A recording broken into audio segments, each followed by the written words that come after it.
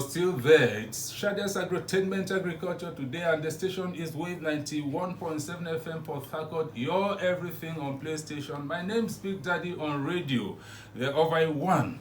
And, well, like I said earlier on this program, expect nothing else other than, encouraging people to farm more, produce more food, and let's see how, we'll be able to work on the standard of living for Nigerians. If we're able to take care of the food systems, I'm sure Nigerians will be happier because they can sleep well, eat well, and then they are sure that the energy that they require for everything is set.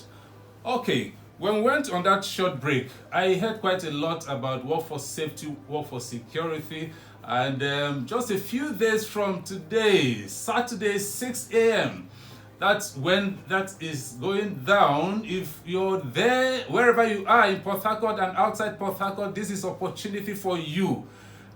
Come, let's work together. And the theme for this particular edition, which is season 32, is work for zero hunger. Work for zero poverty. I don't know, maybe there's a tie, very serious tie between poverty and hunger. That's why that hunger is always coming to mind. And I know we had worked for zero hunger before. Okay, so we are working for zero poverty and improved health care for all Nigerians. And my guest is right here in the studio. No other person, Dr. Hyacinth Chijioke Okere. He is Chief Lecturer, Captain Elechi Amadi Polytechnic, an animal scientist by profession, and one who has done quite a whole lot of work in the agriculture sphere. Dr. Hyacinth Okere, welcome to SHADEZ Agrotainment Agriculture today. Thank you, Big Daddy, and thank you, listeners. Let me ask you as we proceed. Workforce safety, workforce security.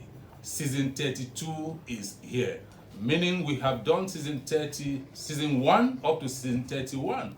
This is season 32 on Saturday, 20th of June, and the time is 6 a.m. How ready are you? We are 100% ready for the workforce safety, workforce security, and zero poverty. We are ready for it. I ring bell for you. Yes, thank you very much. Zero poverty. Zero poverty. If there's no poverty, at least there will not be hunger. Well, these are two distinct and independent variables. It's not a small thing. So, let us. We're working for zero poverty. And we're also working for improved health care for Nigerians. Yes, improved health care. Yeah. That's the only thing Nigerians want now. Okay. Are we asking for too much? No. So it's a way of sensitizing those who are in leadership positions to say, look, all we need is just do things in that space that will reduce poverty in Nigeria, and let the households, let individuals be able to have resources that will enable them acquire the basic things. Good food on table. Yes, we're not asking for too much. Okay, so you've just heard that from my guest. Be here on Saturday. If you're not here, that means you're living large. If you're not here, you're living large. Don't stay in your home and begin to continue to complain. Come, let's carry out this advocacy together. And as you do that, I'm sure all of us will go back, refreshing, and everybody will be happy we're all here. Now, let's get down to our talking point this morning, Dr. Chijioke Okere. Mr. President Bola Ahmed Tinubu has consistently promised Nigerians that he's aware of the fact that the removal of oil subsidy, has hampered quite a whole lot of things.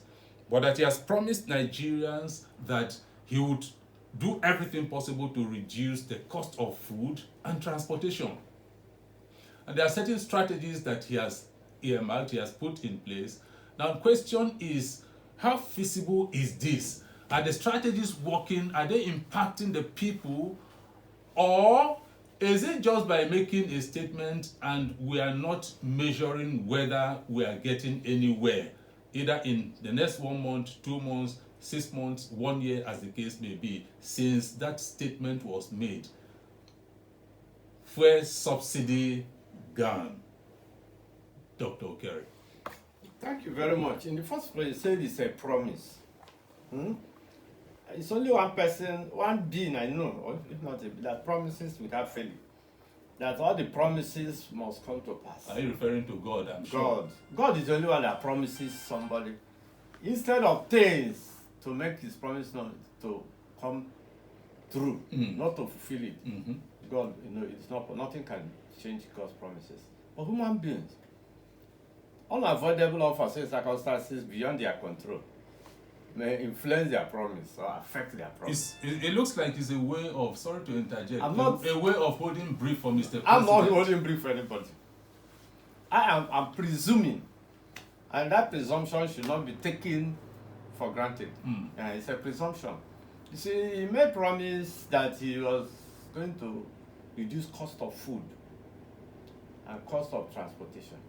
If you check in the society, these are the two key points that's affecting the populace. Okay. It's the two. If cost of food is cheap, cost of transportation is down, you find out that the society will be a little bit relaxed. One, the cost of food is high. And people have been saying this for the past 5 years, more than 5 years now, that every person you see on the road is frowning. Why are they frowning? They are angry. Why are they angry? They are hungry. People are referring to me as a prophet of doom. This is the fulfillment of the prophecy. Now, so if you check at it, the food, the promises, the promise, I say, well, if a blind man says he's going to stone you, either he's holding stone on the hand or he's matching one. So if the president says he's going to reduce the cost of food, that means he has put things in place to alleviate the suffering of people. But I found out that the things he put in place are not working. He is misplacing priorities. He's not following the channel. Okay, you want to produce food, people have to be in the farm to produce the food. Are you going to import it? Why we have land? One, there is a lot of insecurity. People cannot go to farm. You didn't go to at least address that issue of insecurity so that people can go to farm. One. Another one, you say you are distributing fertilizer. You gave it to senators to distribute. In fact, I don't want to be mentioning that. If you want to distribute anything to the farm, why not go straight to the grassroots, the people who will use it? The third one, you say you have brought tractors. 2,000 tractors at the time. Well, you may say I'm poor in mathematics. I don't want to calculate this thing. But I can't misplace my money. You see, he brought tractors. Where are the tractors? What is the sharing formula? Have you seen one of the tractors? For how many years now? None. What we are hearing is they are going to import this thing to solve problem, or they are giving rice. The other time I read, I'm not a pressman anymore, but I overheard them in the news that the wife went to donate this thing to Borno State, food items. They go here, they donate food items. If you give man a fish, you feed him for the day. But if you teach him how to fish, you feed him for life. You see, all the you say I should not be saying it. I refer all these projects, all these things as cosmetic projects. Cosmetic, you said? Yes. Okay. Because they are not sustainable to sustain the system. That's what we are talking about. What governments over the years have missed is sustainability. The only man here in Port River State who, if we had given the chance, would have sustained it, food production, is Amechi. All this banana plantation, all these farms, he reactivated them. See some guy farm.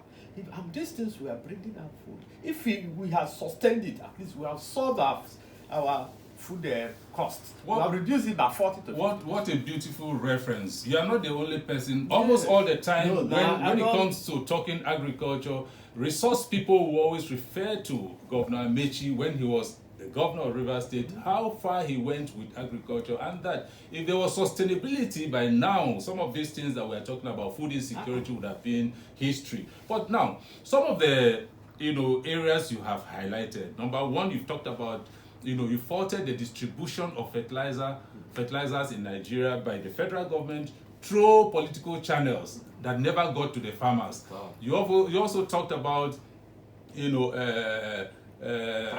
tractors. There was a time Mr. President said 2,000 tractors, and we even did that program. We said, well, it's a beautiful initiative, but like you asked, up till now, have we seen the tractors state by state, local government by local government, and all of that? Now, beyond that, subsidy gone. He has come out to tell us that he's going to see how Nigerians will transition from petrol engines to compressed gas engines, and then also maybe introduce electric engines. Maybe that's one of his strategies. And you ask yourself, everywhere now, even in Rivers State, have you seen the compressed gas motor engines? Are they working already? Is it after the first tenure or maybe in the second tenure? That's where we'll begin to experience that as a means of reducing transportation. Because if you check, transportation is one area that has affected every other sector. I'll give you a typical example. You have a farm. You are calling people to come as labor. The next thing they are hinging on is, okay, you know, say transport cost. Even the ones that are trekking or moving from the same neighborhood to your house or to the place, to the farm place, they are telling you transport cost. So transport has affected even negotiation. Every area of life, transportation has affected all of that. So if that is not working in terms of vehicular strategy, so I'm wondering which one is going to be the one. And then he has also asked FEC, it was an order, that crash food prices and let the provision of food be sovereign in Nigeria. So, I mean, do you just stay somewhere and crash food prices? Now you give the farmers the input. Farmers have complained state by state, local government by local government. We don't get any support from government, whether local government, whether state or federal, and you are asking them to crash the food prices. So how does that work? So now, Dr. Kere, with all of this, do you see, the reduction of food prices and transportation, come to a reality? You see that happen in Nigeria anytime soon? Because if it is now, I don't know whether you're already experiencing the reduction, but if it's not already happening, the way we are going, do you think it is possible to happen soon? It's a reduction in Nigeria. I think you have been in Nigeria. I have not heard that you have left this country for some time. Have anything really gone up in Nigeria? Are you saying that I don't travel abroad? No, you travel. What's wrong you with travel you? a week. Do I need to be a politician to follow them and travel? A week. You don't stay much beyond a week now. Okay. You travel abroad, but don't stay beyond a week and come back. We are all growing in this country.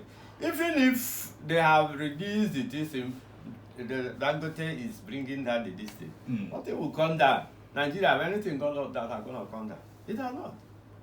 Individuals are greedy by themselves. They are all greedy. And what this man is it what you are saying? Gas.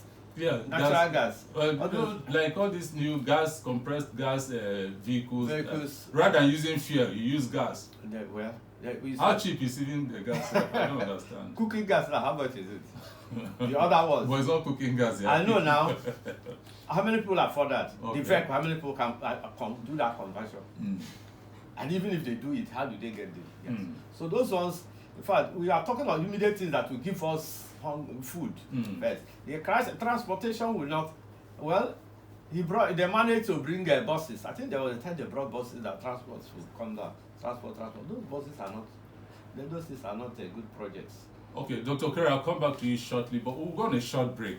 When we come back, it's still SHADEZ Agrotainment Agriculture Today.